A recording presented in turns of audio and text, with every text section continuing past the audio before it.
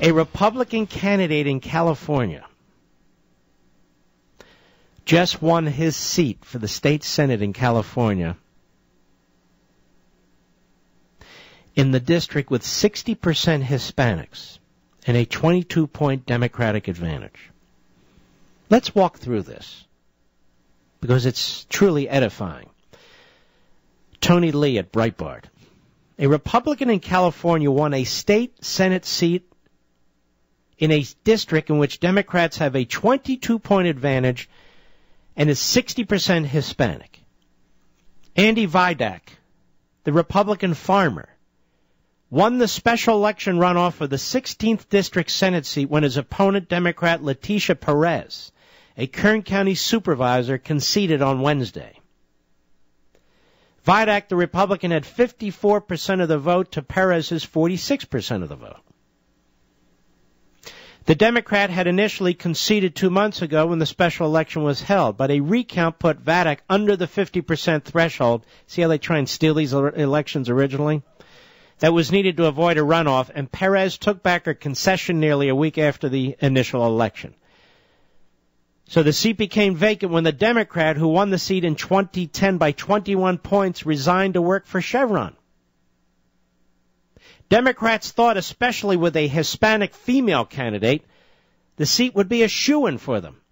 The veto-proof supermajority Democrats have in the state Senate is now imperiled by this one victory, this Republican, Vidak, in this overwhelmingly Democrat and Hispanic district. As Breitbart had previously reported, though, Vidak, a working-class candidate, resonated with working-class Hispanics in the district, who also saw how coastal California elites were not putting their bread-and-butter interests first. He ran broadly on the bifurcation of California, the coastal liberal elites versus the valley folks. And on a more local level, Republican Vidak's theme of fish versus farmer resonated with Democrats in a district where the unemployment rate is 15% and as high as 30% in some communities in the district. Vidak reminded voters that liberal environmentalists, in order to protect fish, only allowed farmers to receive 20% of their water allocation, crippling the region's economy. He also stressed that Perez's support in the state's high-speed rail project that would have raised business, farms, and homes in the district. So because she supported the agenda of the coastal elites and Democrat interest groups, Perez was able to raise twice as much money as Vidak, but 16th District voters ultimately rejected her liberal policies.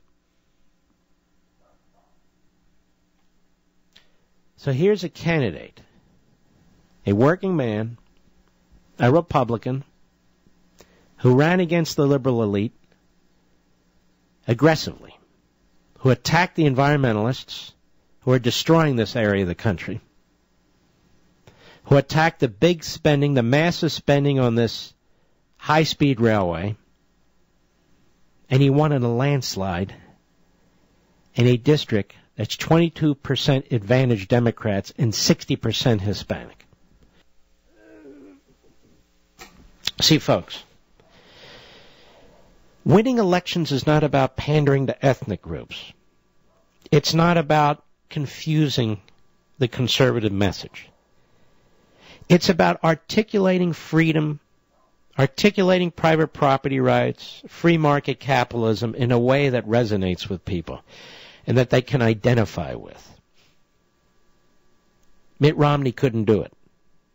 John Boehner can't do it. This fellow who ran for the state Senate, Vidak, he could do it. Republicans should be listening to him and people like him, not Karl Rove, not the Bush family, not the panders and the sellouts and all the rest. This is very, very important.